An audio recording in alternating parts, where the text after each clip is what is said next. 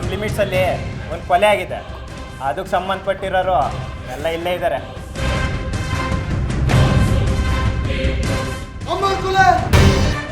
ಒಂದು ಹುಡುಗಿ ನೋಡ್ತಾರೆ. ನೀವು ಮ್ಯಾಲಿರೋ ರೂಮಿಗೆ ಹೋದ್ರೆ ನಿಮಗೇನು ಬೇಕಾಗಿತ್ತು ಎಲ್ಲನೂ ಸಿಗ್ತೈತಿ.